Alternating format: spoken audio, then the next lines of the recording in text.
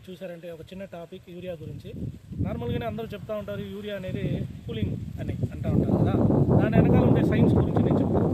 So urea అనేది ఏం లేదు, నైట్రోజన్ 46% ఉంటుంది మనం ఎక్కువ వాడేదాన్ని.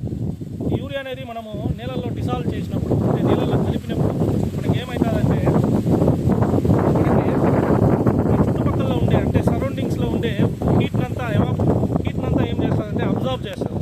హీట్ని అబ్జర్వ్ చేసినప్పుడు ఆ వాటర్లో టెంపరేచర్ అనేది డ్రాప్ అవుతుంది. సో మనకి సరౌండింగ్స్లో ఉండే అంటే చుట్టుపక్కల ఉండే టెంపరేచర్ అంతా అబ్జర్వ్ చేసి ఆ వాటర్ టెంపరేచర్ని తగ్గిస్తుంది. దీన్ని ఏమంటామంటే ఎండోథెర్మిక్ రియాక్షన్ అంటాం.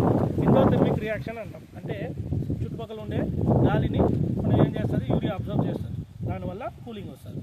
ఒకటి, మనం హాస్పిటల్లో ఎవరికైనా దెబ్బ తగిలిపోయినప్పుడు ఏదో వాపు వచ్చింది, వాసిపోయిందంటే మనకు ఫస్ట్ ఎయిడ్గా మనకి ఐస్ ప్యాక్ పెడతాం. ఐస్ ప్యాక్ అంటాం. ఆ ఐస్ ప్యాక్ అనేది దాంట్లో ఏం ఐస్ ఉండదు, దాంట్లో ఉండే కంటెంట్ వచ్చి చూసారంటే యూరియానే. ఆ యూరియా ఏమవుతుందంటే మనకి ఈ చుట్టుపక్కల ఉండే అంటే అట్మాస్ఫియర్లో ఉండే హీట్ని అబ్జర్వ్ చేసి మనకి ఇన్స్టెంట్ కూలింగ్ ఎఫెక్ట్ అనేది ఇస్తుంది.